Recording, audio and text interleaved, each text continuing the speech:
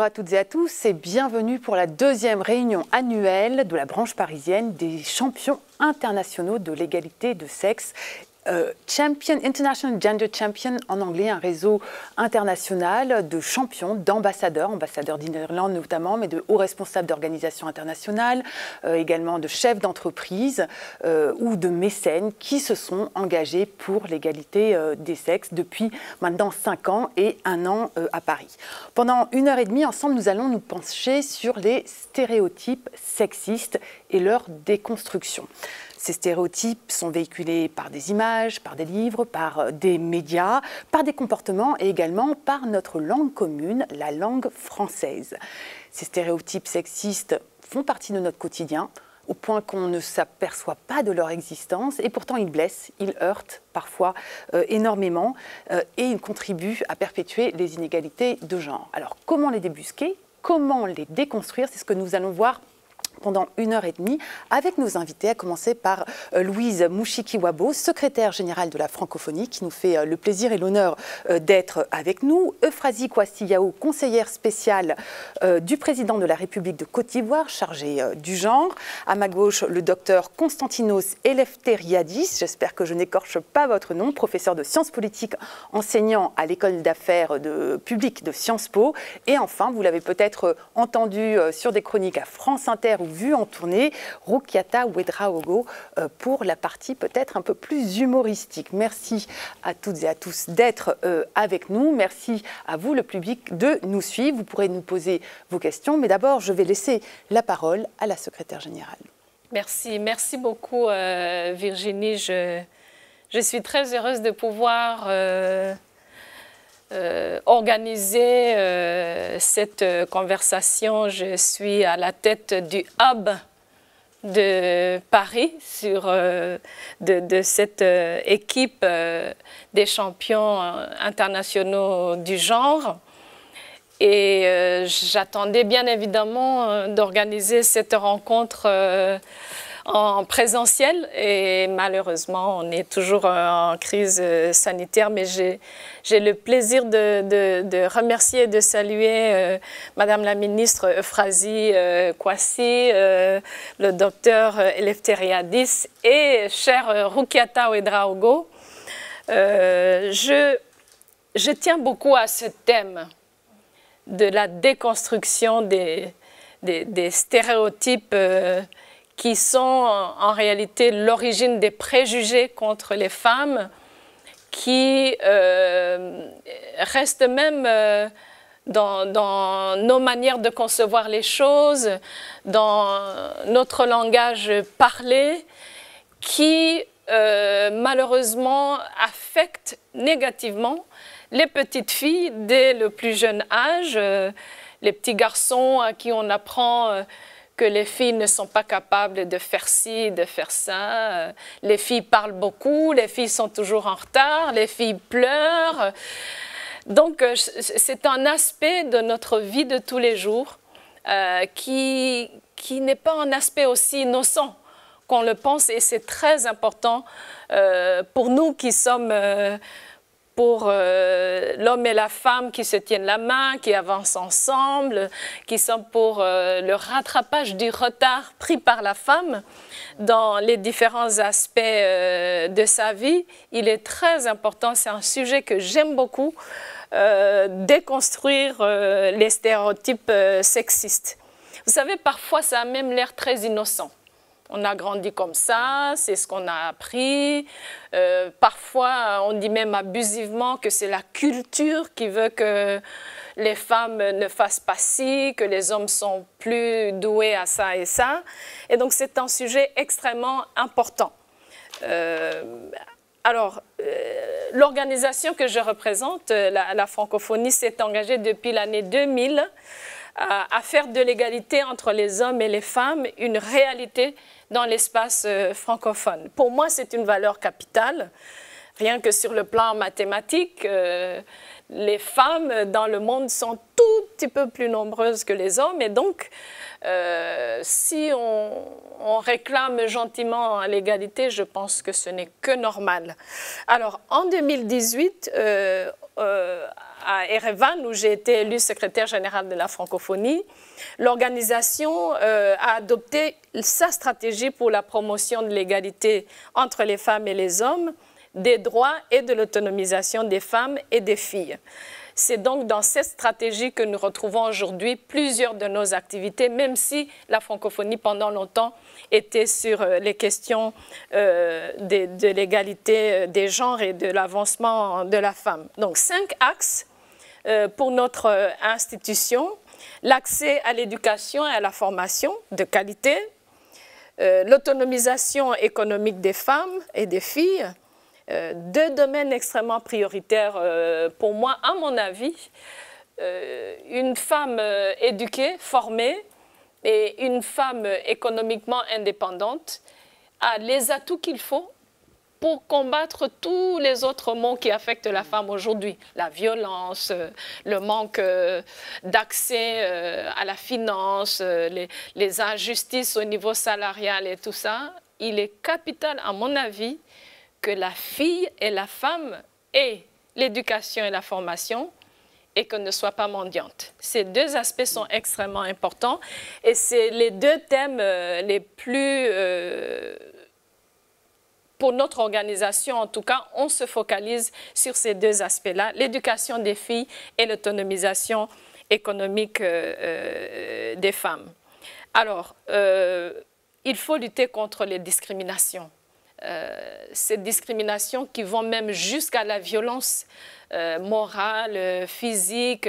C'est le cœur du problème de la discrimination.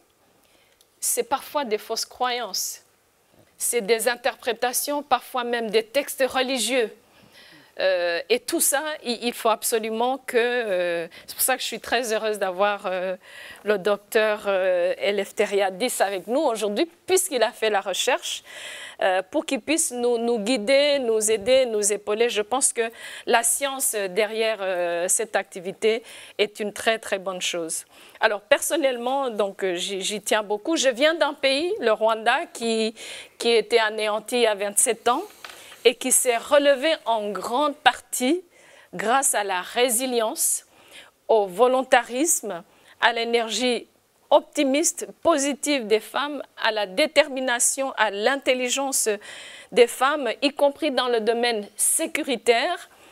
Et je viens d'un pays aujourd'hui où 62% de notre Parlement est féminin. Un pays où 50% du Conseil des ministres sont des femmes, où les jeunes filles sont bien lancées dans la science.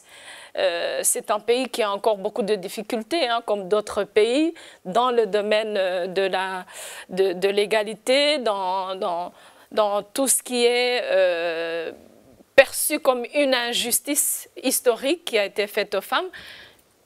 Mon pays a encore du chemin à faire, mais ce qui est sûr, c'est que la question de la place de la femme dans la société, la question de la contribution de la femme au progrès dans le pays est maintenant dans mon pays vraiment devenue culture. Et ça me réjouit énormément. Je me rappellerai toujours d'une campagne parlementaire il y a une dizaine d'années où c'est des femmes qui voulaient être parlementaires et les hommes alignés derrière leur candidate de choix. C'était une très, très, très belle photo. Alors, les femmes ont joué depuis très longtemps un rôle essentiel aux côtés des hommes pour reconstruire les sociétés, pour faire avancer différents domaines. Les femmes ont contribué à écrire des constitutions, à construire des écoles, à gérer les familles, à gérer les ménages. J'étais dans une conversation similaire à celle-ci il y a 2 mois à l'ouverture de l'Expo 2020 à Dubaï et j'ai participé au pavillon des femmes à une conversation où j'ai dit que en fait les femmes sont nées intelligentes Et je le crois, parce qu'à travers le monde, les femmes cherchent des solutions. Les femmes sont capables de tomber 10 fois et de se relever 10 fois. Les femmes, j'ai donné l'exemple des vieilles mamans africaines à travers le continent qui nourrissent par leur participation dans l'activité commerciale, qui nourrissent l'Afrique, des femmes d'un certain âge qui manipulent, qui manient très habilement le smartphone et n'ont pas été à l'école. Et donc, je ne pense pas que j'exagère beaucoup si je dis que les femmes sont intelligentes à la naissance. Je suis un peu provocatrice. Dans le un peu. Exprès.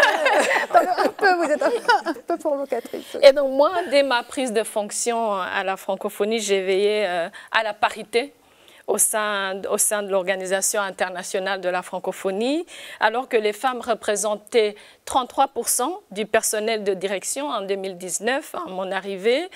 En 2018, elles constituent aujourd'hui 56% de l'effectif et dans des postes clés de l'organisation. C'est une chose dont je me réjouis beaucoup et je remercie aussi toutes ces femmes qui ont prouvé qu'elles sont capables, parce qu'il ne s'agit pas tout simplement d'être femme. Il faut être femme engagée, capable de faire le travail qui leur est confié. Donc j'en suis très très fière. Dans le même esprit, pour s'assurer du déploiement efficace de nos actions et pour donner corps à nos objectifs d'institutionnalisation du thème de l'égalité femmes-hommes, en mars 2020, l'OIF a mis en place en son sein une nouvelle entité autonome dite Unité Égalité Femmes-Hommes. C'était une décision qui avait été prise avant mon arrivée à la francophonie. Je me suis assurée de la mettre en place en 3 mois.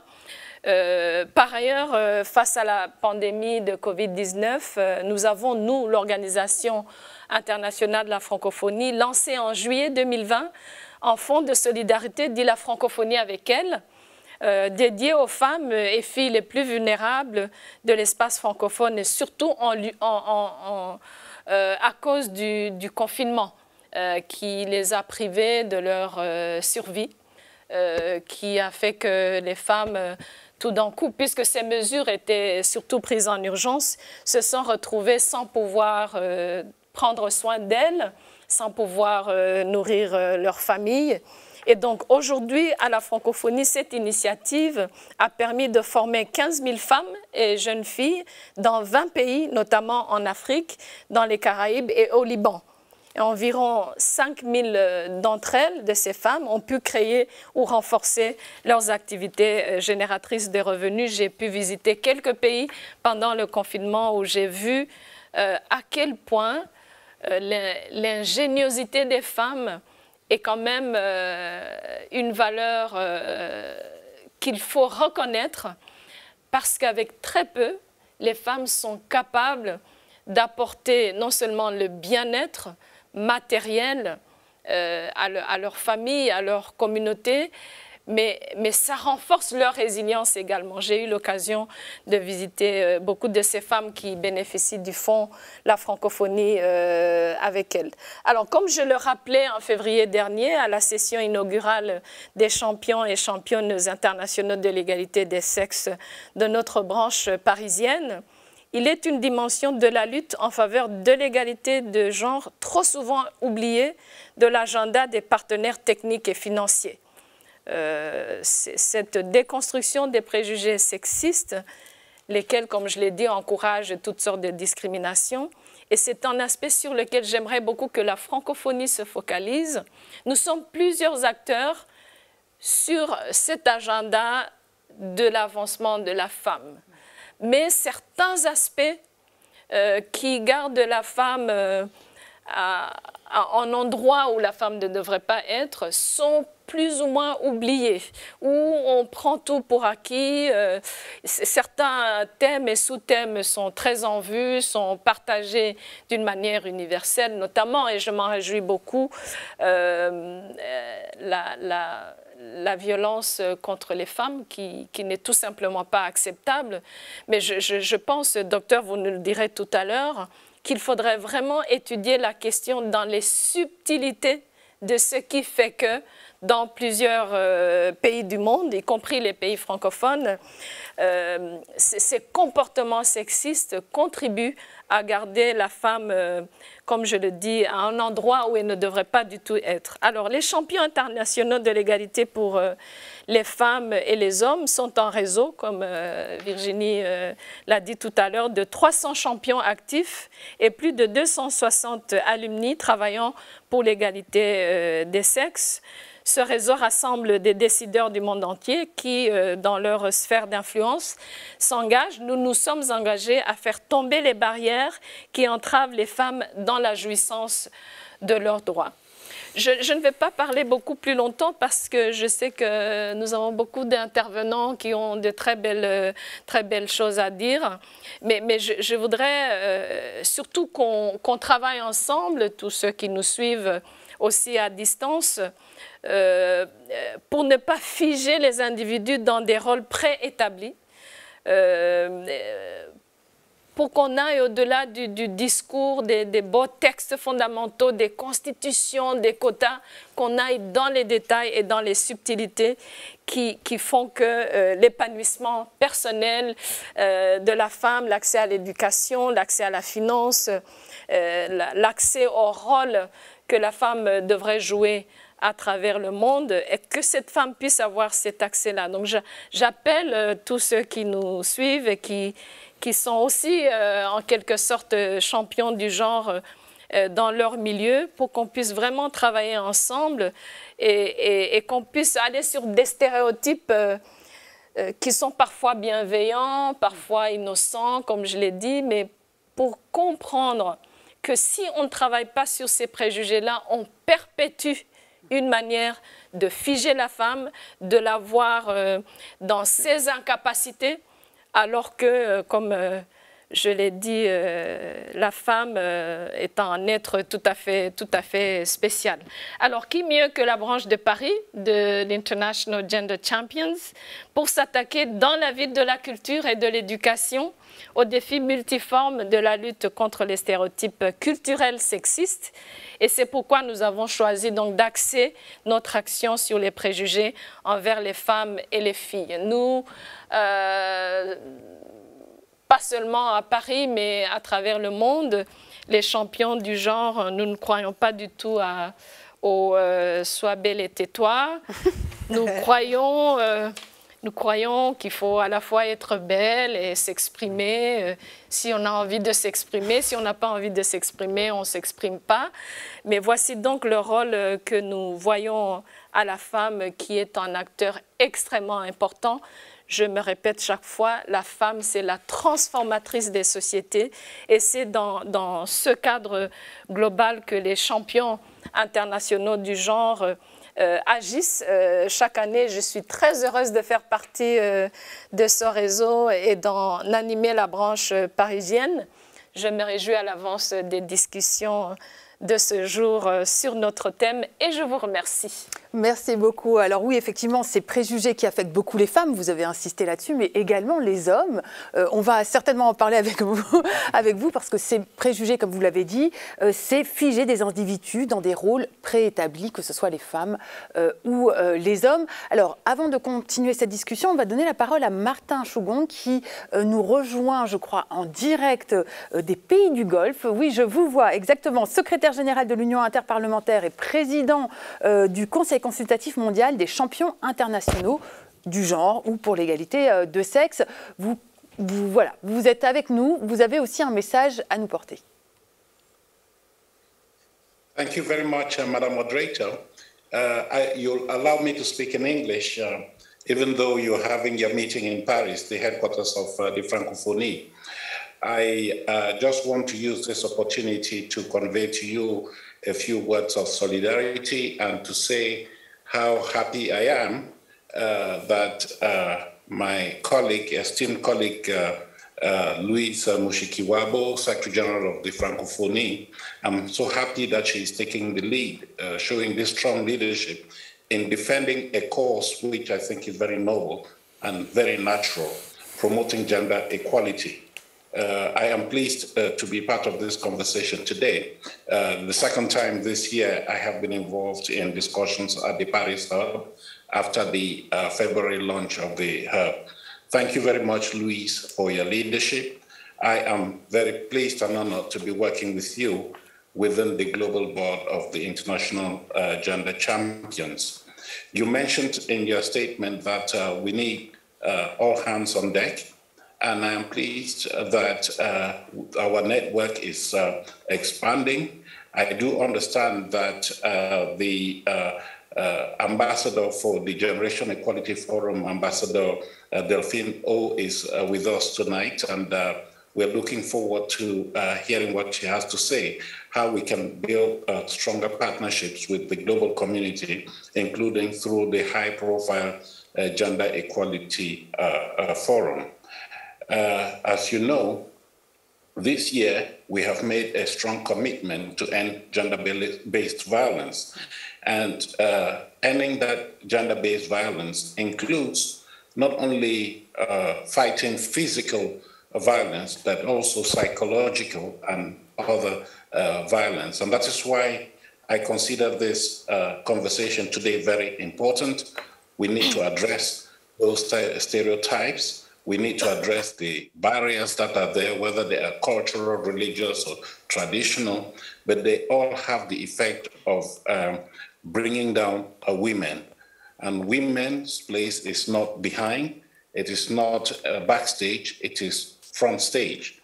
And that's why I think tonight we have this conversation so that we move away from the paternalistic attitude that we have, thinking that whatever the woman gets, it's because the men want them to get that. I think it's only natural that they be at the table. And as I said earlier, when we talk about gender-based violence, we always think of physical violence, but a more pervasive scourge is sexism, is sexual attitudes towards women. And for us who promote gender equality, including the political empowerment of women, it is unacceptable that women be the victims of what I call sexism, sexist attitudes from their colleagues. We have in the Interparliamentary Union had conversations, we have carried out studies, and we see that sexism against women parliamentarians, it is very pervasive, it is very rampant, irrespective of the region. Globally, we've just launched a study for Africa where there is ample evidence that women are suffering. And if we believe that women parliamentarians are supposed to be the elite in society, then this situation is very serious because they are victims. What about the ordinary woman in the streets?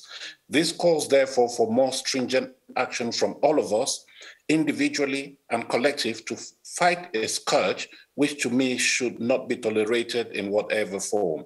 So my message tonight is that we work together, we defend the cause of gender equality, and through gender equality, begin to address those stereotypes that are negative, that impact negatively on women's empowerment in a whole area, a whole host of fields, economic, social, and all otherwise. So I am very pleased that we're having this conversation tonight. Louise, thank you very much. I look forward to your continued leadership as you steer the affairs of the Paris Hub, and I welcome all the members of the Paris Hub. I would have loved to be with you tonight, but I am in Bahrain, where I am witnessing progress in women's political participation and helping to nudge them along more empowerment of women politically and otherwise. I look forward to the discussions tonight, and you can count on me as chair of the global board of the International Gender Champions to take this conversation forward, especially so as we have launched our 1-year long campaign to fight violence against women, starting from the 1st of January 2022. So over a period of 1 year, we are going to drum up support for the efforts that we all need to make, including in our various sectors of activity across the board, to make sure that gender-based violence is a no-go area for anyone in society. With that, let me conclude my statement and so that you can get on with the conversation. Thank you very much, Louise. Merci beaucoup, Martin Tchougong. Merci pour votre intervention depuis Bahreïn. Effectivement, le sexisme, les stéréotypes en politique en particulier, c'est pas seulement en Afrique, c'est aussi en France. Vous avez certainement entendu parler de MeToo politique, qui révèle à quel point les femmes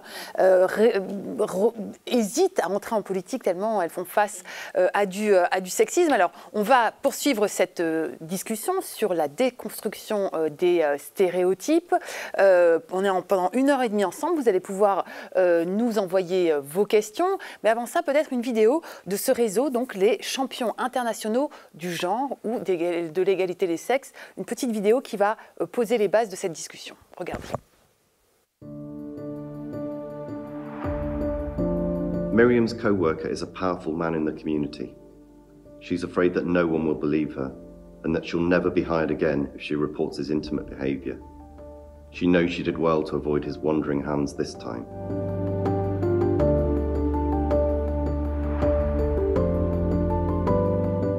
Vivian was motivated and happy to be back at work from maternity leave. Nevertheless, the comments, "You will never be the same for us now, as you have baby brain," crushed her spirits.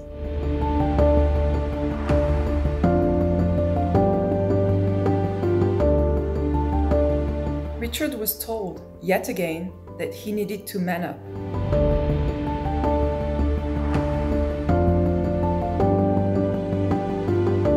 As the International Gender Champions, we are pleased to roll out the new IGC Gender-Based Violence Pledge. With this pledge, champions commit to stand for zero tolerance of all forms of gender-based violence, sexist attitudes and behavior. This is both timely and of critical importance. I support the International Gender Champions Pledge against gender-based violence because as a judge I've seen firsthand how devastating such violence is for survivors. Because empowering and educating young women and girls is an essential part of empowering communities in bringing about peace and fighting poverty in all its forms across the globe. I stand with fellow international gender champions in challenging inequality. I unequivocally support the IGC pledge against gender-based violence, sexist behavior, and attitudes. I call on each and every one of you to join me as we stand up against gender-based violence.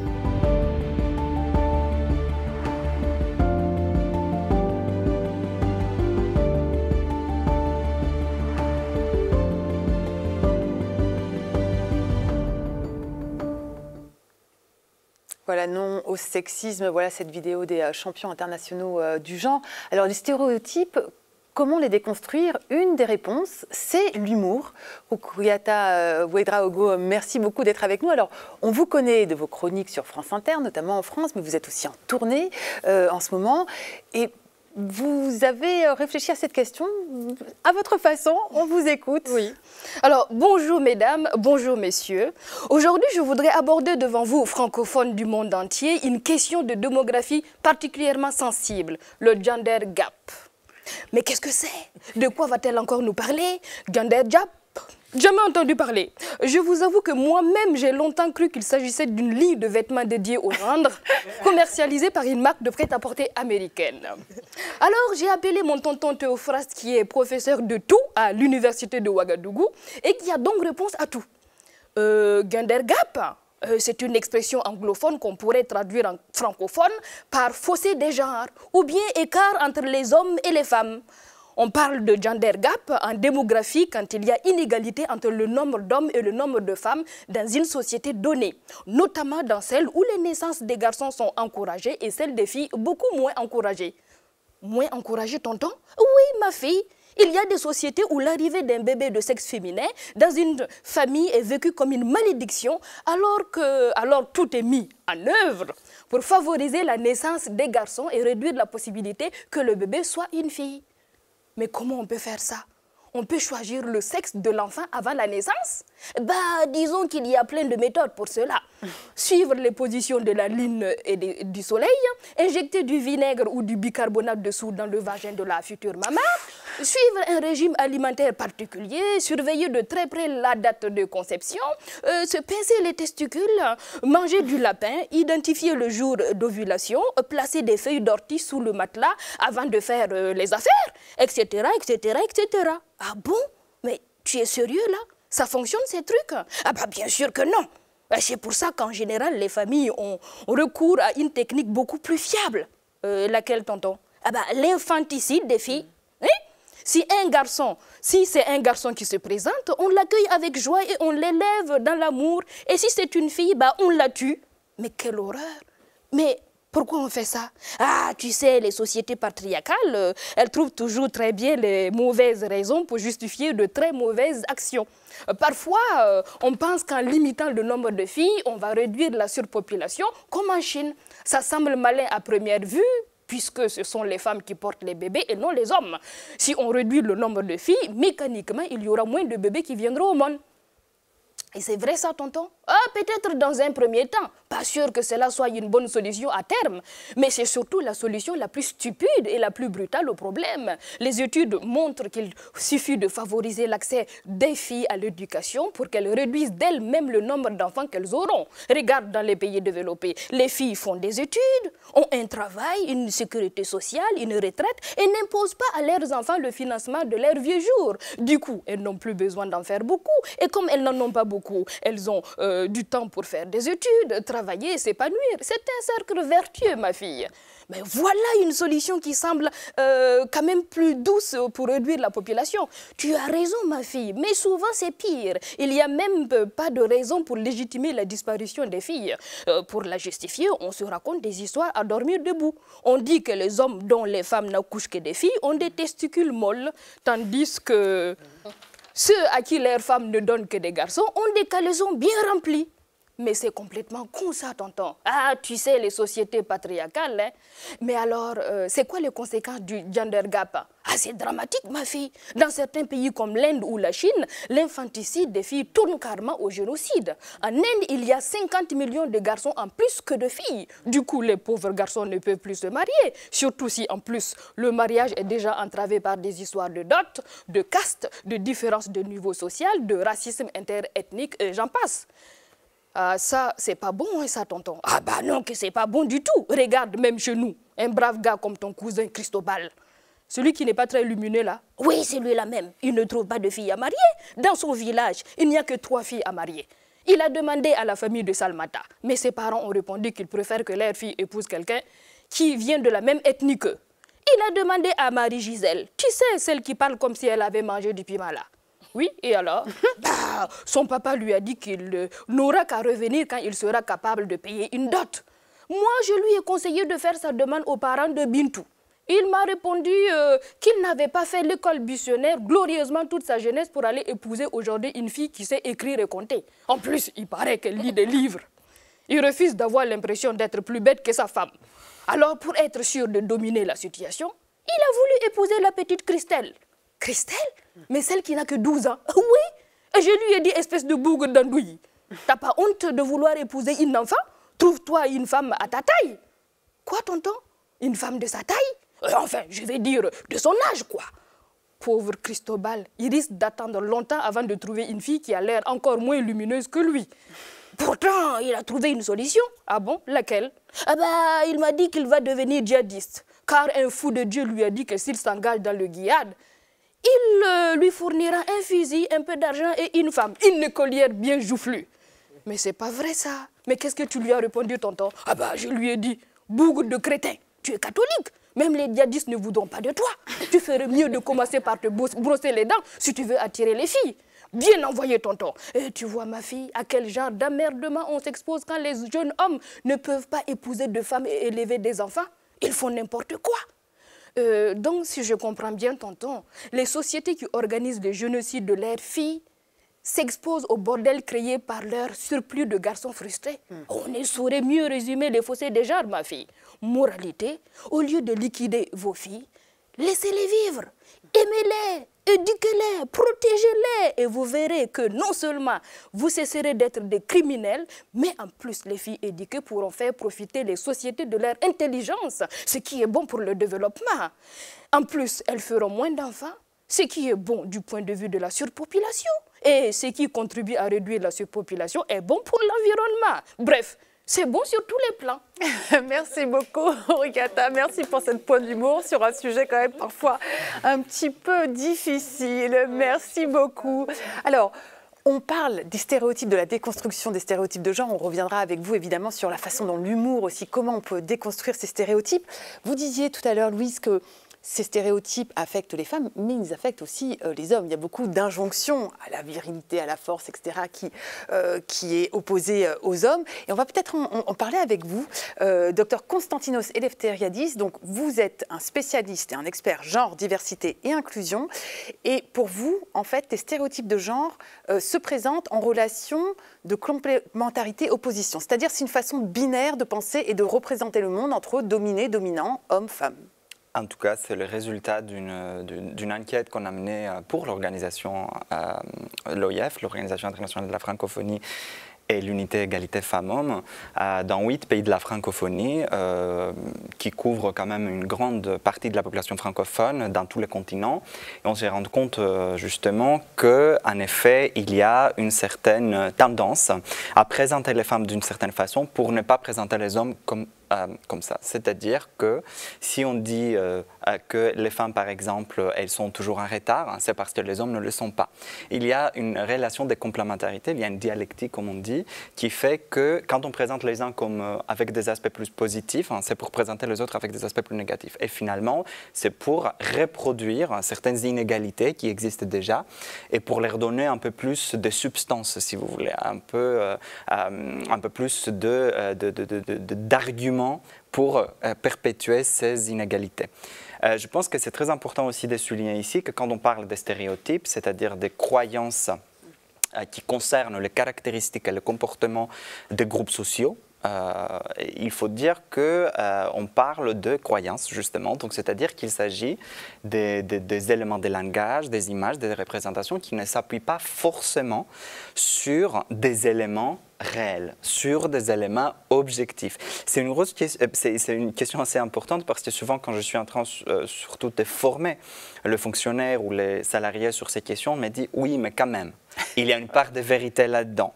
Je dis oui mais comment vous pouvez aller vérifier cette vérité? Je reste ouvert à ce challenge, mais c'est quand même impossible pratiquement de savoir si toutes les femmes sont en retard et si tous les hommes ne le sont pas, par exemple. J'utilise votre exemple. Donc, il faut aussi savoir que parfois la science nous fournit des arguments rationnel, objectif, et pourtant les stéréotypes persistent. Un très bon exemple, c'est le fait que les femmes ne conduisent pas bien. C'est un stéréotype qui est partagé et qu'on va retrouver dans tous les pays de la francophonie, pays du Nord, pays du Sud inclus. Par contre, les résultats montrent quoi? Les enquêtes montrent que les femmes font le moins d'accidents graves. Et finalement, c'est les hommes qui, peut-être du fait de vouloir surperformer leur masculinité parfois dans la route, vont être amenés, malgré eux, je dis ça parce que c'est un peu comme ça, malgré eux, de produire des accidents qui vont avoir des impacts bien sûr sur eux-mêmes, souvent des accidents mortels, sur la société, mais aussi sur les systèmes de la santé publique. Oui, effectivement, il y a d'ailleurs un livre qui a été écrit sur le coût de la virilité qui parle aussi de ça, de ce comportement un peu agressif que peuvent avoir des hommes.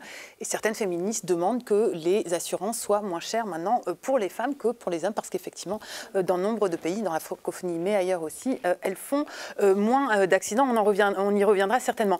Fradi Kwasiyaou, vous avez travaillé sur ces questions de genre et d'égalité de genre depuis maintenant des années. Alors là, en ce moment, vous êtes conseillère spéciale du président de la République de Côte d'Ivoire chargée du genre. Vous avez été ministre de la promotion de la femme. Et vous avez mis en place un certain nombre de mesures ou de processus pour combattre ces stéréotypes. Est-ce que vous pouvez nous en dire plus? Oui, merci beaucoup. Merci d'avoir associé la Côte d'Ivoire à cette cérémonie. Merci à la francophonie. Alors, nous avons travaillé à partir des stéréotypes que nous avons entendus. C'est-à-dire que ce qui est véhiculé, ce qui est croyance, ce qui est rôles sociaux stéréotypés, parce qu'il y a des rôles pour les femmes, des rôles pour les hommes, mais surtout les phrases qu'on entend qui choquent. Moi, je vais prendre un exemple. On nous dit, par exemple, la femme doit être toujours derrière. Une bonne femme ne doit pas prendre la parole en public. Waouh! Une bonne femme, moi je veux être une bonne femme. Est-ce que je vais prendre la parole en public? Je veux dire qu'on a compris.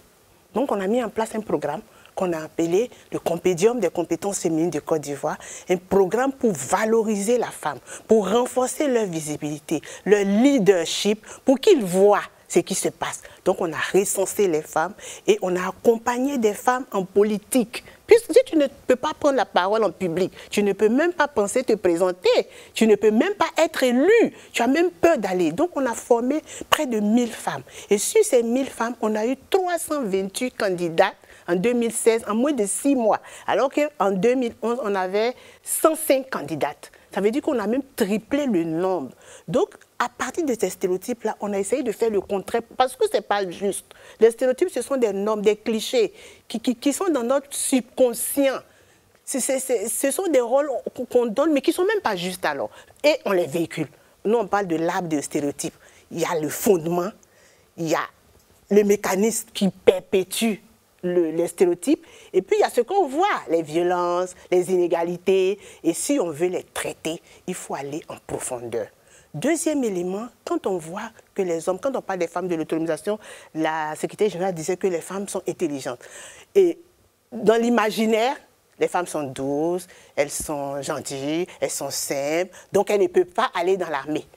Vous voyez? Et les hommes, ils sont courageux, rigoureux. Donc, on nous donne des images qui ne sont pas vraies. Donc, en Côte d'Ivoire, par exemple, quand le président de la République est venu, la première des choses qu'il a faites, c'est de faire entrer les petites filles à l'école militaire préparatoire. C'est de faire rentrer les femmes à la gendarmerie. Et puis, on va voir ces femmes-là, si elles sont capables. Et donc, il a brisé, si vous voulez, ce stéréotype. Moi, je pense que l'idée, c'est ça. Il faut les briser. Et ce qu'on a fait, si on veut vraiment y arriver, il faut que tout le monde se forme. Vous voyez, on fait, les gens, c'est quoi? Les gens, c'est une stratégie, c'est une manière de faire qui vise à corriger les inégalités sociales. La secrétaire a parlé de l'éducation, de la santé, les inégalités économiques. Quelle opportunité pour l'homme, quelle opportunité pour la femme, les inégalités politiques et les inégalités culturelles même, surtout dans les villages. Et donc, il faut qu'ensemble, on puisse relever ces discriminations, ces injustices qui sont encouragées et voire tolérées au sein de nos sociétés. Donc, il faut former. Mais, former, nous, on a mis en place des outils. Par exemple, il y a un outil qu'on appelle COFA.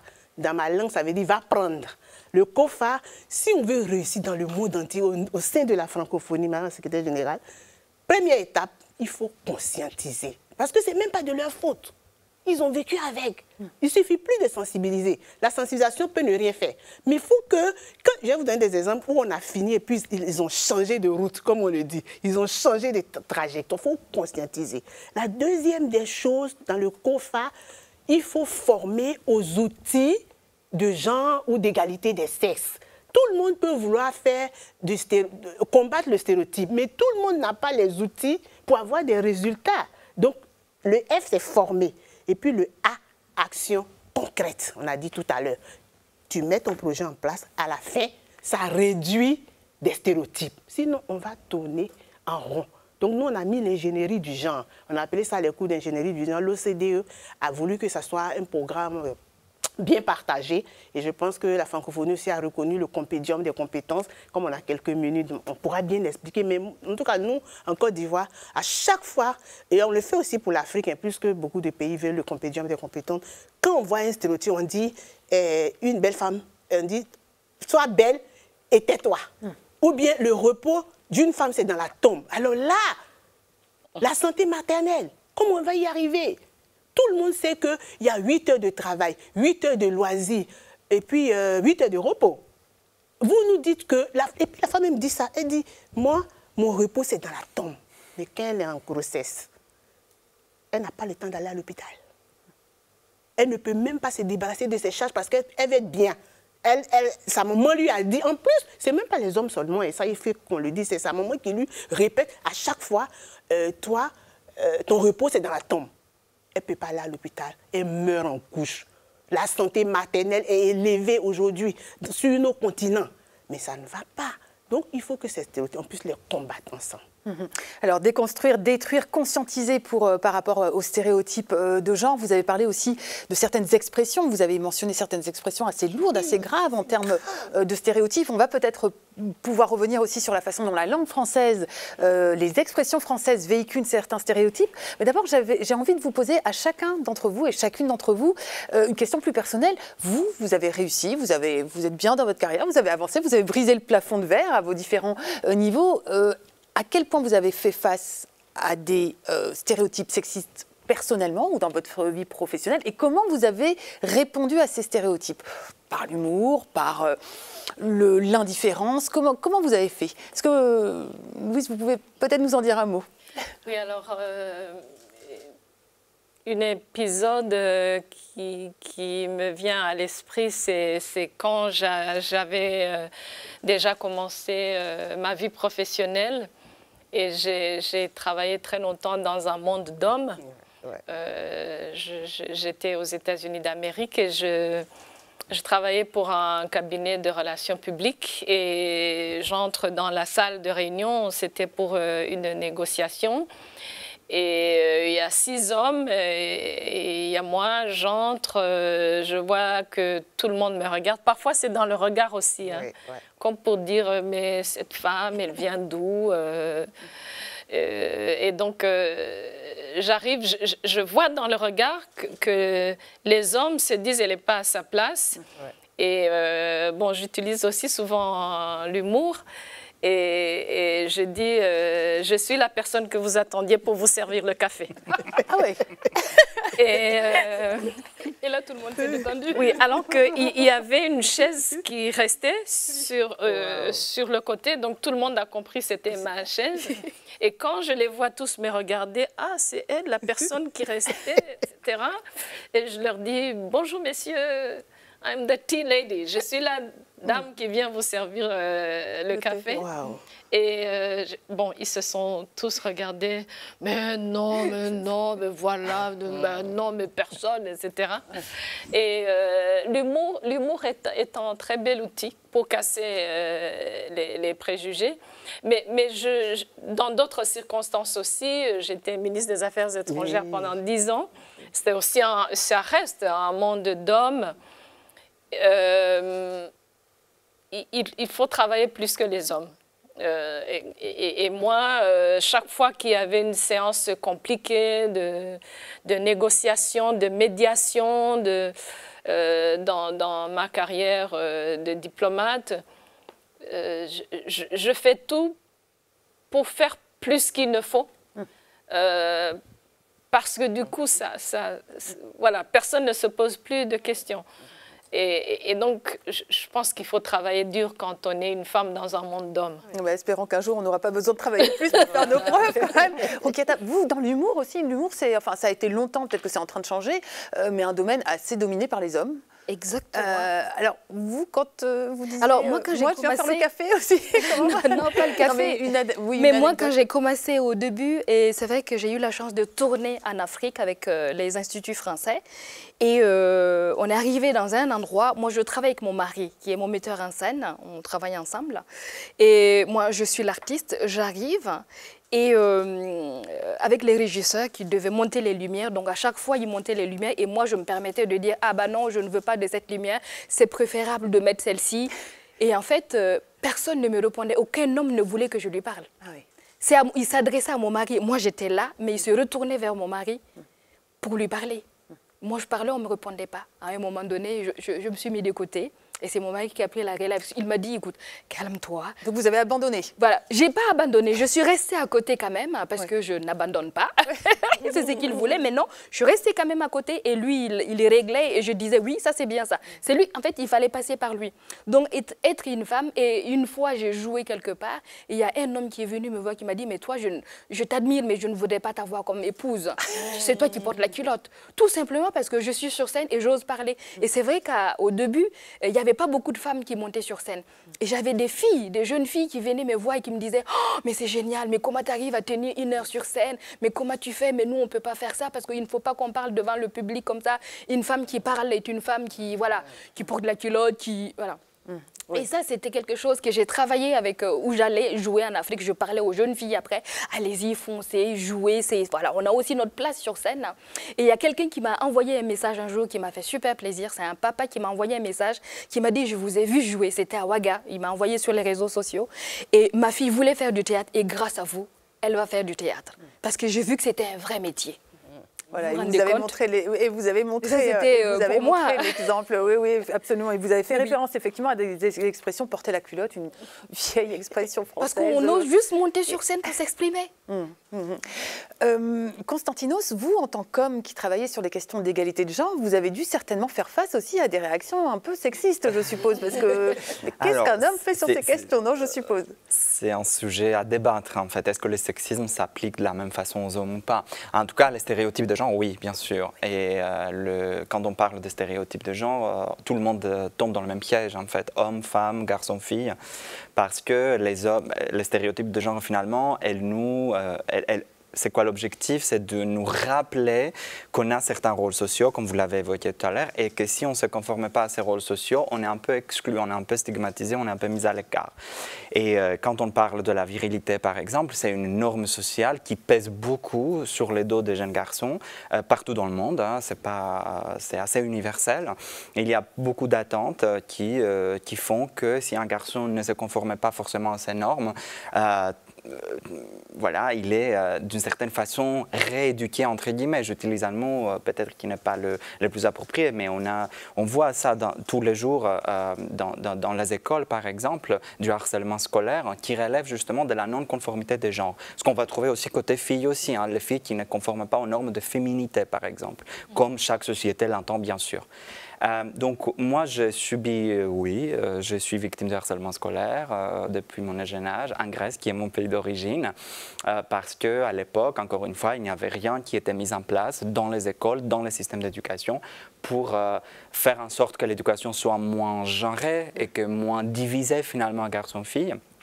Sur votre question maintenant, c'est vrai que je m'intéresse aux questions des genres depuis très longtemps maintenant, c'est mon expertise.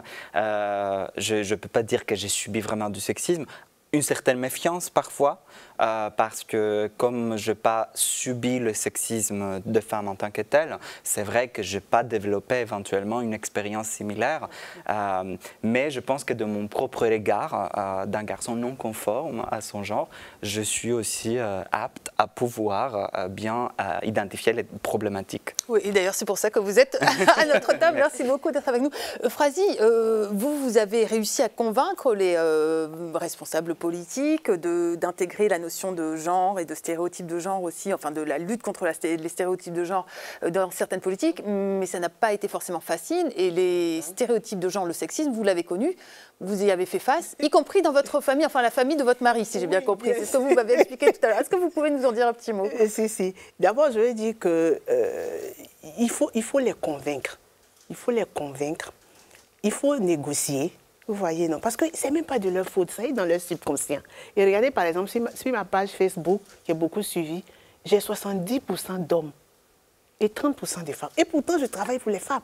Ça veut dire que quelque part, quand ils comprennent, ils adhèrent. Maintenant, je vais donner les 2 exemples qui m'ont marqué. On était à une formation avec les chefs traditionnels au centre de la Côte d'Ivoire. Et quand je suis arrivée, je me lève pour donner ma formation et puis il y a un des grands chefs qui m'a dit « Assois-toi ». Je vous ai dit, chez nous, une femme, c'est derrière. Et puis, je dis, d'accord. Et puis après, j'ai fait, chef, je me suis inclinée. Est-ce que je peux me lever pour me faire entendre, s'il vous plaît? Il dit, d'accord. Donc, je me suis levée. J'ai donné un exemple. Je leur ai dit, vous voyez, chef, il y a 2 villages qui veulent se développer. Et on leur a posé une colle. On leur a donné un gros seau d'eau à déplacer peut-être à quelques mètres. C'est-à-dire pour le premier village et le deuxième village. Pour le premier village, dès qu'ils ont eu cette colle de seau d'eau très important à déplacer, le mari a demandé à sa femme, « Mais chérie, comment on fait ?» Devant tout le monde. Et puis elle lui a dit, « Mais écoute, on peut renverser un peu, on déplace le premier seau et puis on va reverser l'eau. » Tout de suite, en moins de 5 minutes, ils ont fini. Le deuxième village, on dit la nuit porte conseil, n'est-ce pas? Donc monsieur est là, il tourne, les gens les regardent, il ne peut pas parler. Il attend jusqu'à la nuit pour dire à sa femme, chérie, qu'est-ce qu'on devait faire? Et puis la femme qui lui dit, mais écoute, tu prends de l'eau, parce que c'était caché, tu prends de l'eau, une partie, et puis moi je t'accompagne, on arrive à le faire. Il revient le lendemain, je lui dis, chef, le développement était déjà parti. Donc c'est vous qui bloquez le développement. Et ils ont dit, ah bon? Ça c'était le premier exemple. Le deuxième exemple, c'était avec les chefs religieux justement. En tout cas, ils m'aiment beaucoup, je ne sais pas, peut-être parce que j'arrive à les convaincre. On était en une réunion et moi, j'étais la présidente du groupe sur le genre. Ça fait 30 ans que je fais les questions de genre. Et donc, je leur dis, si madame est présidente de la République, monsieur peut prendre l'enfant la nuit pour qu'elle ait le temps de faire son travail, sinon elle sera épuisée. Ils disent qu'on peut tout faire, mais prendre le bébé la nuit ou bien prendre le bébé pour que la femme aille faire autre chose. La femme, c'est d'abord le bébé. On peut mettre les enfants à l'école comme tu nous demandes. Mais la femme, c'est son rôle de prendre le bébé. Nous, on ne peut pas. Alors que c'est un rôle social. Ce n'est même pas un rôle biologique. Je n'ai rien dit. J'ai dit, ah d'accord, chef. À midi, on dit de venir faire le rapport. Et puis, il me dit, Madame Yao, c'est votre tour, c'est notre tour. Alors, faites bien. J'ai dit, chef, je ne peux pas. Mon bébé est en train de pleurer et mon mari refuse de prendre le bébé. Donc, je m'en vais. Toi, mais il faut aller faire. Ils ont commencé à arriver. Ils disent, mais toi, tu es têtu. Je dis, mais je ne suis pas têtu, c'est la réalité. Donc, j'essaie de les faire comprendre. Et dans le village de mon mari, quand on va, on dit les femmes derrière. Donc, quand j'ai compris ça, je n'ai rien dit. J'ai commencé à les former. Je vous assure que si on fait depuis la conception, la mise en œuvre, les indicateurs, et jusqu'à l'évaluation, on va y arriver. On a pu changer des donnes pour ça. Mais généralement, les gens ne se forment pas. Vous voyez, il a dit qu'il est professeur des stéréotypes. Mais il y a au moins 100 outils de gens qu'on doit connaître. Quand on va regarder la répartition de... Et quand on fait les formations aux gens, 80% des hommes qui sont là sont bouleversés. Je vais tout changer au niveau de ma famille. C'est incroyable. Et c'est ce qu'on partage tous les jours, même dans l'analyse budgétaire selon les gens. Le budget n'est jamais neutre. Quand tu as les éléments, tu peux voir l'impact de la distribution de ton budget sur les hommes et les femmes. C'est pour cela que j'ai aimé l'intervention de International Gender Champion. On doit coordonner, on doit travailler ensemble, on doit partager nos expériences, nos réussites. Et c'est sûr que les indicateurs vont changer. Le genre, c'est une science à part. Aujourd'hui, on parle de la déconstruction, mais demain, on peut parler simplement de l'équité en 10 ans. Comment est-ce que ces gens qui sont bloqués dans leur tête, j'ai encore un autre exemple, ce monsieur-là, c'est un Indien justement, il dit dans sa région, je pense que dans sa région, les femmes ne font rien en fait, ne contribuent pas pour eux, la femme, voilà. Et donc, ils ont mis 50 000 $ comme ressources pour pouvoir payer la personne qu'on va embaucher. 50 000 $. On embauche la personne, c'est une Indienne, et le monsieur dit non, mais elle n'a pas besoin de ça. On doit lui donner peut-être 20 000 $, ça suffit. Et l'expert en gens que nous avons formé lui a dit non, chef, on a dit 50 000 $, elle a tous les qualificatifs. Donc, on va lui donner ces 50 000 $. Mais après, l'expert allait se renseigner sur les stéréotypes pour voir qu'en fait, il est bloqué dans sa tête. Que chez lui, la femme ne fait pas grand-chose. Donc, c'est trop. Vous voyez la discrimination? C'est trop. Donc oui, c'est ça, c'est convaincre, réussir à aller au niveau culturel. Alors juste, je rappelle que vous êtes avec nous pour la 2e réunion annuelle de la branche parisienne des champions internationaux du genre. On attend vos questions. Vous parliez des chefs, vous parliez des chefs traditionnels ou de certaines régions. Souvent, on peut dire, mais finalement, cette histoire d'égalité de genre, égalité de sexe, c'est une valeur, on va dire, occidentale, une valeur féministe, radicale. Ça n'a rien à voir avec la culture de notre pays. Je suppose que vous avez entendu tous et toutes cette... Qu'est-ce que vous répondez à ça? Moi, je réponds par, comme je vous ai dit, par des exemples et puis là, par la formation. En fait, ils ne comprennent pas. Je suis désolée de le dire crûment comme ça, mais quand ils comprennent Quand on leur donne des exercices à faire, on leur dit, bon, le matin, du matin jusqu'au soir, de 4 h du matin jusqu'à 22 h, qui fait quoi?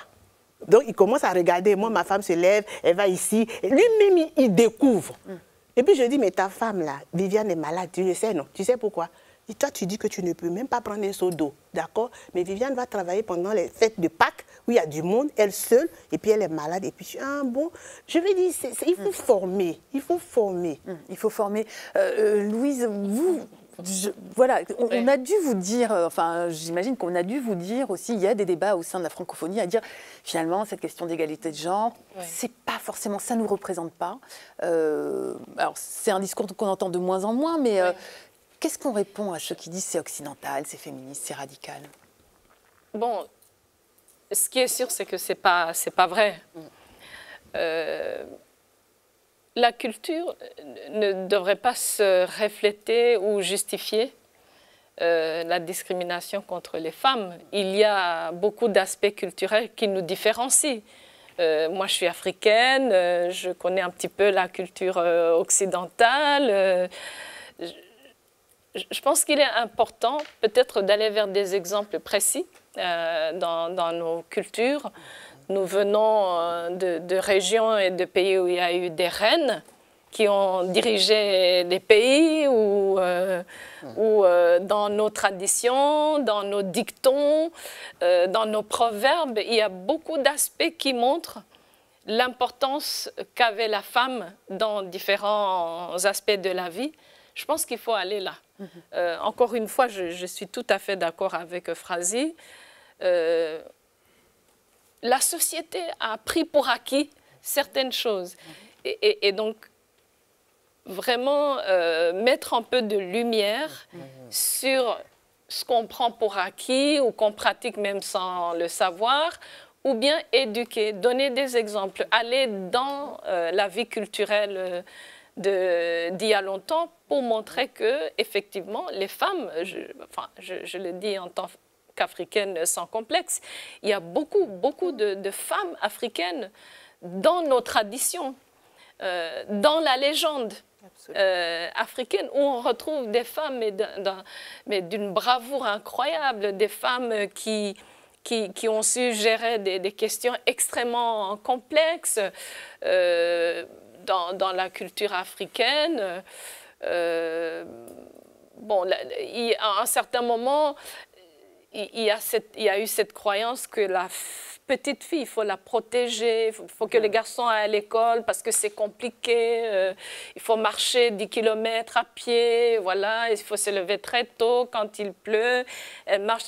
C'est un peu innocent, mais c'est quelque chose qu'on peut pointer du doigt et dire, écoutez, l'éducation est encore plus importante que voilà, marcher sous la pluie. Effectivement, je pense que la meilleure approche pour ceux qui utilisent la culture, il y en a qui le font vraiment innocemment, mais il y en a qui le font pour justifier. Et je crois que la meilleure approche, c'est une approche didactique.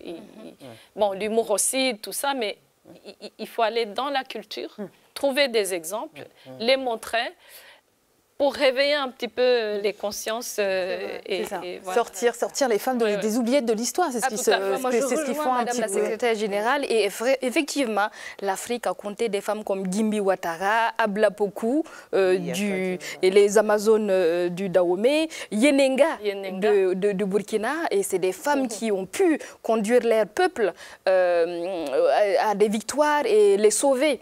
Donc, je pense que les femmes ont quand même marqué l'histoire et ça, il faut le ressortir régulièrement pour faire comprendre les choses aux hommes. C'est ça, dans l'histoire, revaloriser en fait leur contribution. Oui, on voit que les femmes, elles ne sont pas que juste assises là et attendre que ça se passe. Elles peuvent aussi être décisionnaires, décider et puis se lever, faire des choses. Qu'est-ce que, j'imagine que dans les stéréotypes, enfin quand on étudie les stéréotypes de genre, quand on dit, voilà, il y a eu des femmes qui ont eu des rôles importants dans l'histoire, dans l'art, etc., on va les revaloriser. Certains disent, oui, mais finalement, c'était des exceptions. C'était des femmes qui étaient masculines. C'est ce que disent certains. Effectivement, c'est l'argument. C'est une excuse. Alors, c'est une excuse. Constantinos, comment on peut démonter ce genre de propos ou de stéréotypes? Alors, dans tous les cas, et ça renvoie à votre question précédente, je pense que chaque fois qu'on entend le gouvernement utiliser l'argument de la culture, je la mets toujours entre guillemets, Moi, je mets un grand point d'exclamation, point de vigilance, parce que souvent, en tout cas, on a vu ça les dernières décennies, la culture est utilisée comme une justification pour ne pas faire grand-chose finalement, pour sortir les gens de leurs rôles sociaux. On voit ça souvent avec les femmes. Si vous regardez par exemple du côté de la Pologne, vous allez voir aussi qu'à l'intérieur même du bloc des pays du Nord, ce qu'on appelle le pays du Nord, la question de l'égalité femmes-hommes n'est pas non plus à la hauteur comme on l'imagine. Donc ça, je pense que ça peut faire aussi un bon exemple pour parler de l'égalité femmes-hommes comme une question qui est universelle, que bien sûr elle peut prendre différentes formes en fonction de chaque contexte. Évidemment, les spécificités locales comptent énormément, mais il faut aussi montrer à travers des exemples qu'on peut se dire être Premier ministre féministe et pourtant dans son pays que le nombre de féminicides est aussi très important. Voilà, donc il faut être vigilant aussi de deux côtés, je pense, pays du Nord, pays du Sud. Comment on utilise voilà, la question de la protection de l'égalité. Et votre question qui a suivi concernait plutôt... C'était comment, qu'est-ce qu'on répond à ceux qui disent oui, ces femmes qui ont eu un rôle important dans l'histoire, c'est vrai qu'elles ont existé, mais c'est des femmes qui étaient exceptionnelles, qui ne représentaient pas les femmes en général et qui étaient entre guillemets masculines. C'est vrai, c'est un argument qu'on entend souvent, mais heureusement, j'ai envie de dire que l'historiographie plus récente, qui a été beaucoup influencée par les études féministes et par les femmes aussi, qui sont rentrées d'une façon très dynamique dans les champs académiques, dans les champs scientifiques, ont démontré qu'il y avait pas mal de femmes qui ont été occultées justement de l'historiographie. C'est-à-dire on a maintenant pas mal d'exemples de femmes artistes, de femmes peintres par exemple, qui ont vu leurs œuvres être appropriées par leur mari, par leurs cousins, par leurs amants, etc. Et c'est une pratique qui a perduré, qui a continué même dans le monde occidental jusqu'aux années 50 et 60. Donc ce n'est pas quelque chose qui est complètement effacé. Voilà. Oui, effectivement, beaucoup d'artistes femmes, par exemple dans la peinture ou dans les arts, souvent, c'était des muses. Oui. Et puis en fait, aujourd'hui, on redécouvre que ce n'était pas juste des muses. Exactement. À l'époque, elles avaient ce statut-là, mais c'était effectivement des vrais artistes. Alors, je pense qu'on est à peu près encore une vingtaine de minutes ensemble. J'essaye d'attendre dans vos oreillettes pour avoir confirmation. Je vous rappelle que vous pouvez nous poser vos questions. Moi, j'avais envie de revenir sur la langue française, puisque c'est l'organisation de la francophonie, internationale de la francophonie. On a entendu parler l'anglais, mais là, on parle français sur le plateau. La langue française, les dictons français qui existent dans différents pays véhiculent aussi une forme de sexisme. Comment est-ce que ça peut se combattre? Par exemple, un exemple très bête, enfin très simple, on va dire, c'est on dit droits de l'homme, pas droits humains. Est-ce que ça, c'est quelque chose qui pourrait modifier les perspectives? Non, personnellement, je pense que tout ce qui est écriture féminin, masculin, bon, il y a des combats pour moi beaucoup plus importants que ça, hein, parce que l'homme, avec grand H, représente l'homme et la femme. Donc pour moi, c'est pas du tout... on me pose souvent la question, est-ce qu'on vous appelle Madame le secrétaire général ou la secrétaire générale? Moi, je dis chaque fois, mon combat pour les femmes va beaucoup plus sur leur salaire et sur le droit à leur santé, plutôt que des questions de article, tout ça. Mais je pense que une chose qu'il faut vraiment bien examiner par rapport à la langue, c'est des préjugés qui sont fondamentaux. Par exemple, dans la langue française, ce qui m'a toujours choqué, le sexe faible. Le sexe faible pour parler de la femme. Ouais. Bon, ça c'est une aberration. Absolument. Le sexe faible... sur quel front et ça, pour moi, c'est beaucoup plus fondamental. J'espère, je crois que ça disparaît, ce genre de choses dans la langue française. Mais je crois que c'est important aussi pour nous. L'année prochaine, on va donc aller sur cette campagne contre les violences faites aux femmes. Mais le langage est une forme de violence aussi. Tous ces préjugés qui ne sont pas nécessairement générateurs de violence physique, il y a une grande violence. Ça peut même aller à la violence physique. On provoque les petites filles à l'école parce qu'elles sont faibles, etc. Je crois que c'est important pour notre organisation. On a déjà commencé à le faire. Nous avons mis en place une plateforme. D'ailleurs, on était avec Rukiata à Dakar au début de l'année passée ou au début de cette année. On est en 2021, début de 2021. On ne sait plus avec Covid si on est en 2020 ou 2021. Mais notre institut Institut francophone pour l'éducation, l'IFEF, qui est basé à Dakar, abrite une plateforme qui recense tous ces éléments d'oppression verbale de la femme ou de la fille. Et c'est très important. Moi, j'aimerais beaucoup qu'à la francophonie, puisqu'on est 88 pays et gouvernements, qu'on recense vraiment tous ces aspects de la langue qui place la femme à un endroit où elle ne doit pas être. Est-ce que vous avez des exemples, Phrasie, peut-être des exemples de ce genre de dicton, de ce genre de violence Oui, ce que la secrétaire générale a dit, cesse faible. Nous, quand on forme les gens, c'est qu'on met le cesse faible. C'est ce que tout le monde pense. Avec un bébé au dos, avec un bébé ici, avec une mamie sur la tête, une cuvette sur la tête, et elle a mis le bras, elle est en train de servir son mari. Et puis on met le mari avec sa daba, il est en train de marcher. Et puis on met cesse faible, cesse fort. C'est qui le cesse faible? Et puis elle se regarde. Vous voyez? Maintenant, pour revenir à votre question, par rapport à la francophonie, nos 88 pays de la francophonie, moi je voulais plutôt parler aux décideurs. Je voulais leur dire que, en fait, ce que nous sommes en train de faire, ce que la secrétaire générale fait, c'est pour qu'on puisse aller au développement. Ça dépasse même la valorisation des compétences de la femme. Je donne 3 exemples dans 3 domaines différents. On a demandé aux femmes, comme je vous ai dit en Côte d'Ivoire, de faire de l'oignon parce qu'on voulait renforcer leur capacité. Elle a parlé tout à l'heure d'autonomisation. On voulait qu'elles soient bien. Elles ont commencé à faire de l'oignon. Elles ont commencé à être autonomes. À un moment donné, les hommes sont venus. La femme n'a pas droit à la parole.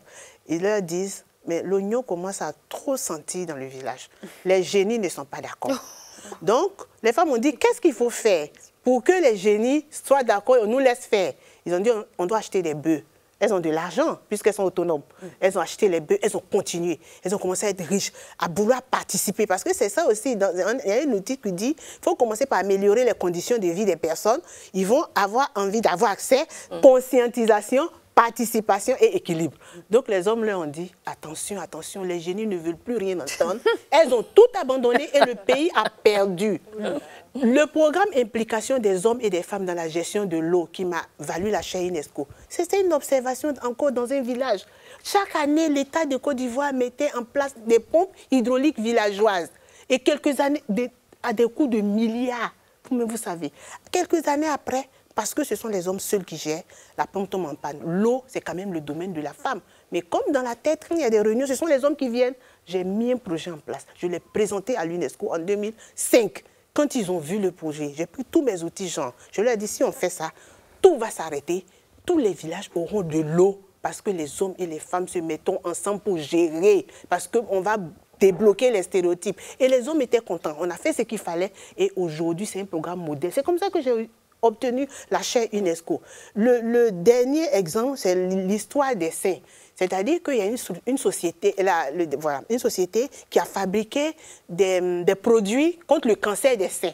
Et le produit n'a pas marché. Je parle maintenant aux entreprises. Le produit n'a pas marché. Alors que chez le concurrent, ça marchait. La première structure pensait que, bon, comme c'est la recherche, on n'a pas besoin des femmes et tout. Mais comme ça n'a pas marché, ils ont maintenant interrogé, ils ont appelé quelques personnes, dont les hommes et les femmes. Quand la femme est venue, la première des choses, la diététicienne, elle leur a dit, qu'est-ce que vous avez dessiné là pour faire la publicité?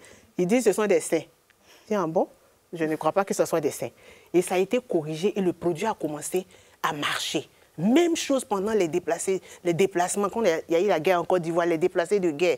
Il y a la guerre, les femmes sont douces, elles sont fragiles, elles ne peuvent pas aller sur le terrain. Ils sont allés entre eux. Ils sont partis avec des milliards, ils ont acheté tout ce qu'il fallait, même de la cigarette, sauf des serviettes hygiénique. Mais non, ça ne va pas. En fait, moi, je pense que c'est plus un problème de développement. Si vraiment l'Afrique, le monde, les pays francophones veulent être développés, il faut regarder les fondements des stéréotypes, les déconstruire et avoir des résultats, tant au niveau des entreprises qu'au niveau de nos États. Vous voyez. Donc, on se prive en fait d'une richesse et de capacités en excluant. Exactement, et ça, on a mal. Vraiment, les experts ont mal. Roukiata, vous qui avez un pied en France, un pied au Burkina, je reviens à ma question de tout à l'heure sur, on dit oui finalement, l'égalité de genre, c'est une idée occidentale. J'imagine que c'est quelque chose que vous avez entendu vous, et d'autant plus que vous jouez beaucoup aussi avec la langue. Et j'ai envie aussi de vous entendre sur cette histoire de la langue, à quel point la langue véhicule les stéréotypes. Ah bah effectivement, oui, comme vous l'avez dit, Madame la secrétaire générale m'a invitée, j'ai eu vraiment l'honneur de l'accompagner à Dakar pour mettre en place cette plateforme-là. Et j'ai remis la vidéo sur mes réseaux sociaux. Beaucoup de gens ont adoré, beaucoup de gens ont apprécié cette démarche. Et il y a eu quand même quelqu'un qui m'a dit, oui, ça c'est des problèmes européens, on n'a pas besoin de ça ici en Afrique.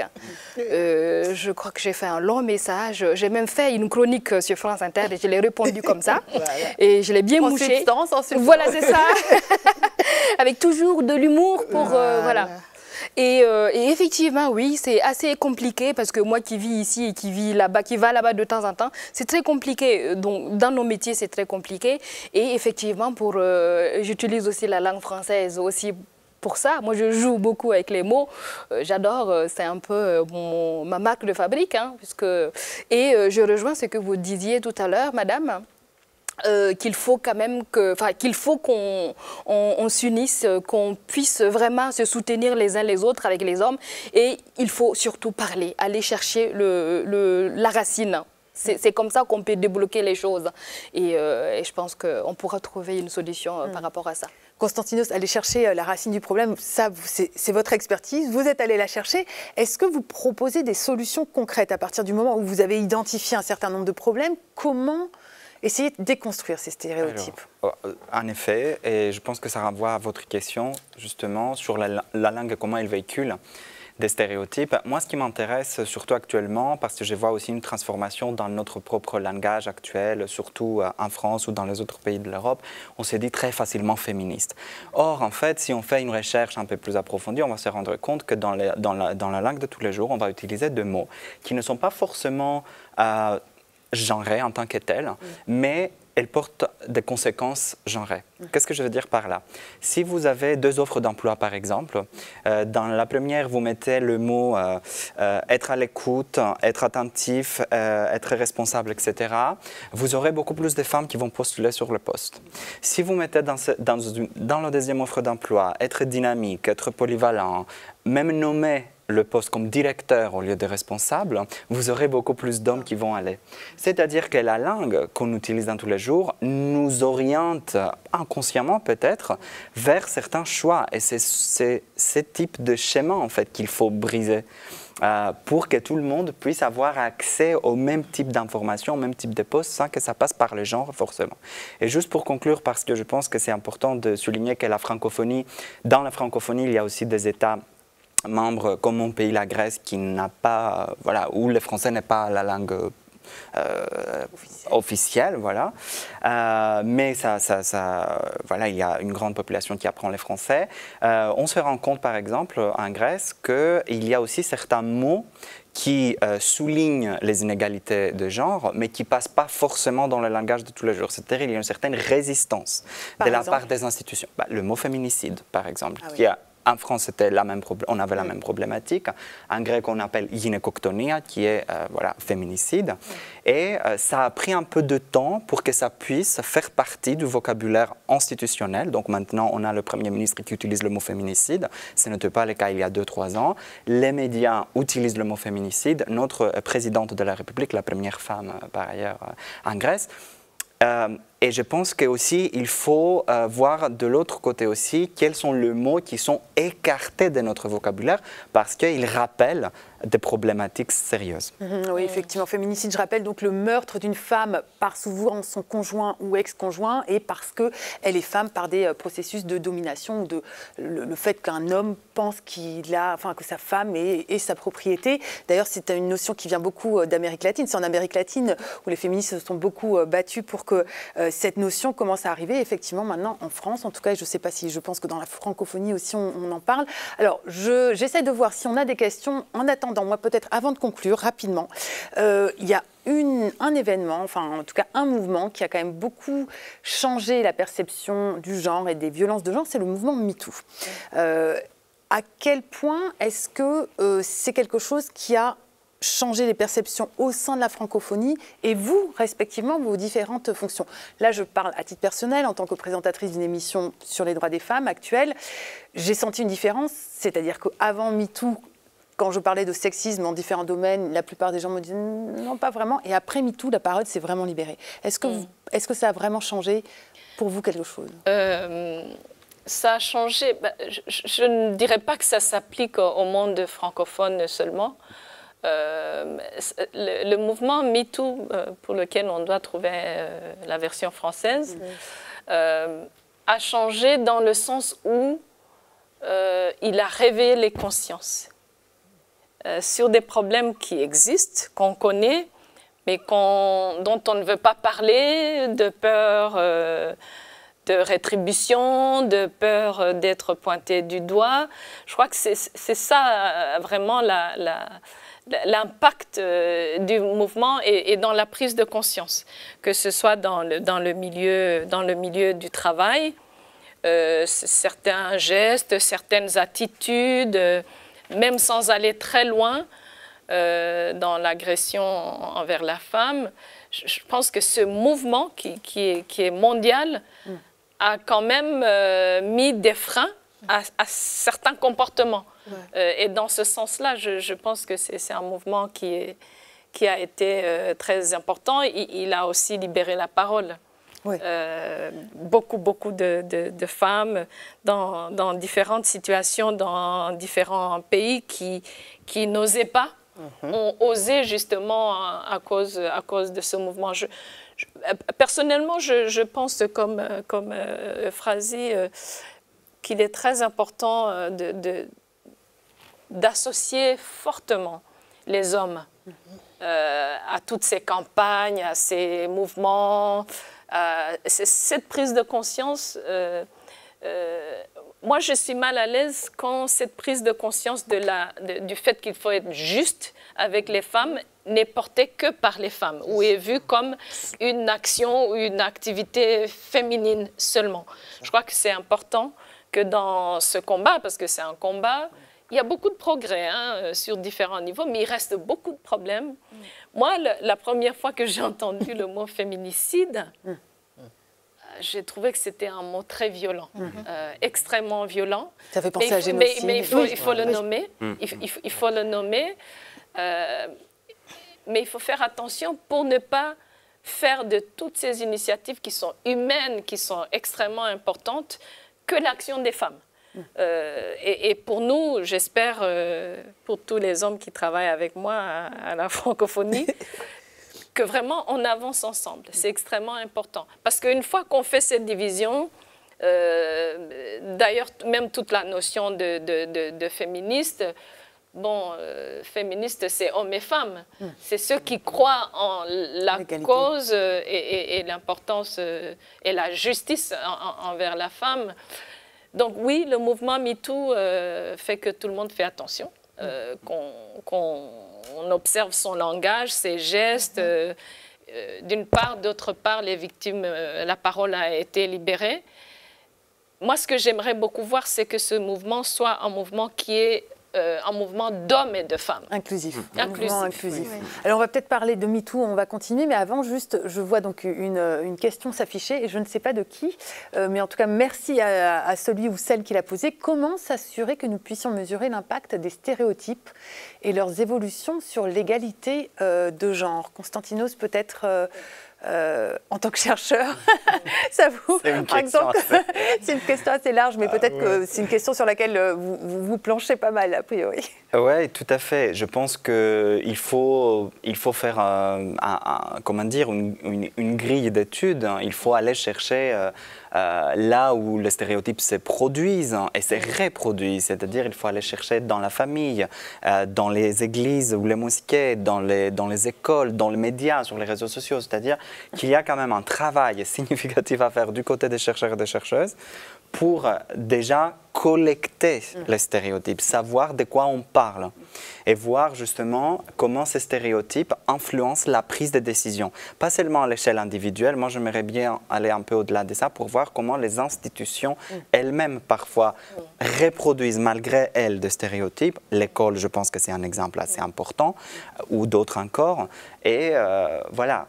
Euphrasi, oui, aller chercher les stéréotypes dans les institutions. Moi, la première chose que je proposerais, c'est qu'on mette en place des mécanismes institutionnels de lutte contre les stéréotypes ou de lutte pour l'égalité des chances dans chaque secteur. On parle de la transversalité du genre, si on veut y arriver. Vous voyez? Donc, la première des choses, c'est ça. La deuxième des choses, il faut mettre des indicateurs dès le départ. Je vous ai dit tout à l'heure. Comment j'ai vu la place d'une femme est derrière, une bonne femme ne prend pas la parole en public, je savais que ça allait agir déjà sur l'égalité homme-femme au niveau en politique. Donc déjà, mon premier indicateur, c'est qu'il faut qu'il y ait plus de femmes. J'ai mis des indicateurs, il faut qu'il y ait plus de femmes en politique. Et j'ai travaillé à les former en communication, savoir se présenter, connaître la Constitution, comment. Et on a changé la donne, puisqu'on est passé à 328 femmes, vous voyez. Donc, on met les indicateurs et on s'assure de l'évolution. C'est sûr que ce n'est pas le seul programme Compédium qui a fait que la Côte d'Ivoire avance tout doucement, 11%, 12%, 13%. Mais quand même, on veut atteindre au moins 30%. Et quand ça ne va pas, on met la loi. Parce qu'il y a des gens, malgré la sensibilisation, on met la loi. Je n'ose pas dire pour les obliger, parce qu'en genre, on négocie, on n'oblige pas. Mais quand ils vont voir, comme le Rwanda l'a fait, avec beaucoup de femmes et qui travaillent, c'est pas parce que la secrétaire générale est là, on a travaillé ensemble dans un autre monde. On s'est retrouvés face à nos présidents, on a travaillé. Mais on était fiers. Une femme ministre des Affaires étrangères, c'est que c'est possible. Donc on place nos indicateurs et on travaille tout doucement à pouvoir les avoir. Mais ne faisons pas quelque chose de global, non. Coordonnons, faisons ensemble, mettons des indicateurs et puis voyons comment nous évoluons. Les stéréotypes qui disent qu'une bonne femme n'a pas la parole en public, peut-être que ça va changer, puisqu'on va voir Louise en train de parler, excusez-moi, la secrétaire générale. Je parle. Oui, on dit Louise depuis tout à l'heure, ne vous inquiétez pas.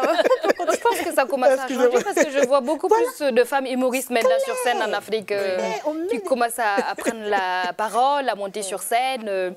Et voilà, et je pense que j'ai eu la chance en fait d'être contactée par l'Union européenne au Burkina qui m'a demandé en fait de construire les visuels sur les 16 jours d'activisme contre les violences basées sur le genre.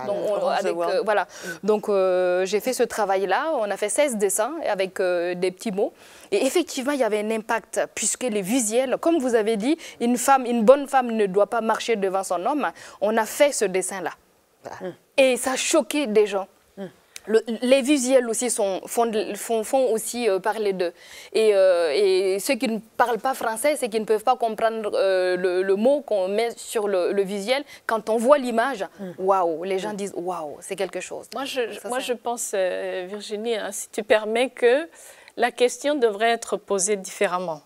Comment s'assurer... Je ne sais pas qui l'a posée, mais c'est bien de rester anonyme. Comment s'assurer que nous puissions... Non, on va dire la même chose, mais différemment. Voilà. Pour qu'on puisse mesurer. Comment s'assurer que nous puissions mesurer l'impact des stéréotypes? Moi, je crois que... La révolution. Comment... puisqu'on peut mesurer l'impact, qu'il soit économique, humain, social, etc., là où il y a inclusion des femmes, que ce soit des entreprises, que ce soit des organisations internationales comme la nôtre, que ce soit des pays, que ce soit des régions, si on peut mesurer l'impact, peu importe le genre de rendement, ça peut être politique, ça peut être autre, et qu'on compare avec des entreprises, des organisations ou des pays où les femmes ne sont pas aussi valorisées. Je pense que c'est là qu'on peut... Je regarde... non, mais je vous écoute avec attention. Parce que je me dis, effectivement, c'est compliqué. Est-ce que c'est dû aux stéréotypes? Est-ce que c'est dû au fait qu'il n'y a pas assez d'éducation? Est-ce que c'est dû voilà, au sous-développement? Moi, je crois qu'il faudrait mesurer. Prouver par les chiffres, en fait. Oui. Par les chiffres, scientifiquement, ce qui se passe dans des entreprises où la femme est valorisée, ou qui sont même dirigées par les femmes, des organisations, des pays, et comparer avec des entreprises, des organisations, des pays où la femme est beaucoup moins valorisée. Je crois que ça va nous donner, ça va nous montrer l'impact. Il y a des indicateurs qui existent. Je ne sais pas si vous connaissez l'IDISA, l'indice qu'on fait nos formations, l'indice de développement des inégalités entre les sexes en Afrique. IDISA, ça permet de mesurer les pays. Aussi bien au niveau des indicateurs, comme elle a dit, des statistiques, que de la manière, que de la perception, de la mise en œuvre des lois. On a tellement voté de lois au niveau international, la CEDEF, Begin, on mesure, est-ce que vous faites vos rapports? Quelle est la fréquence de vos rapports? Et on mesure en même temps l'indice de la condition de la femme. On regarde les statistiques dans chaque secteur et on voit si les deux sont ensemble. Mais en même temps, les deux qui sont ensemble doivent aussi connaître comment agir pour lutter contre les stéréotypes. Parce qu'on peut être une femme, mais on n'a pas les éléments pour lutter contre les stéréotypes. On est là, on a ce poste et on ne fait pas avancer les choses. Donc je reviens toujours sur la formation, les indicateurs, les études. On parle de la face cachée, c'est ça, non, monsieur, de l'iceberg. C'est-à-dire, vous voyez comme ça, dehors. Ou bien on parle du syndrome du canard. Quand vous voyez le canard, il est tranquille, mais en bas, les pattes, ça bouge. Il faut qu'on bouge de ce côté-là pour qu'on puisse avoir des résultats. Voilà, et je pense qu'on finira certainement là-dessus. En tout cas, on sait que la dynamique est en marche. Hein, on compte sur vous toutes et vous tous, d'ailleurs, qui nous regardez. Peut-être un mot de conclusion pour clore cette session, cette deuxième réunion annuelle donc, de la branche parisienne des champions internationaux du genre, puisque en français encore, le masculin l'emporte sur le féminin, même si c'est une règle du XVIe siècle. Enfin bon, bref, ça fera l'objet d'une autre réunion. Merci beaucoup, Virginie. Quand j'écoutais le docteur tout à l'heure parler de responsable au lieu de directeur, directrice, je me suis dit, qu'est-ce qu'il y a sur le site de la francophonie pour les candidatures des directeurs et des directrices. Je vais tout à l'heure vérifier avec la direction des ressources humaines. En mot de conclusion, engageons-nous tous. C'est une cause qui vaut la peine. C'est une cause qui est importante pour le progrès de nos pays. Madame la ministre a parlé beaucoup de développement, de lutte contre la pauvreté. Il y a l'aspect épanouissement personnel, droit inaliénable. Il y a aussi la contribution de la femme dont certaines institutions, certains pays se privent en ne laissant pas la femme jouer pleinement son rôle. Et encore une fois, pour moi, je voudrais remercier les intervenants avec moi ici cet après-midi et ceux qui nous suivent.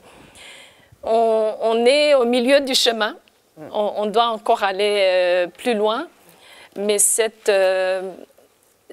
engagement est un engagement de tous.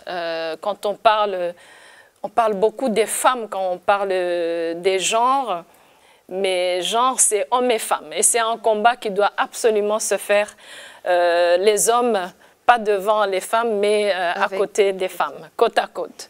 Merci beaucoup. Merci Virginie. Voilà, merci beaucoup. Donc les hommes à côté des femmes ou les femmes à côté des hommes, engageons-nous. Ce sera donc le mot de la fin. Merci à toutes et à tous de nous avoir suivis. Je pense que vous pouvez, si vous nous avez suivis en cours de route, voir le replay sur le site de la francophonie. Et on se donne rendez-vous très vite et engagez-vous. Voilà.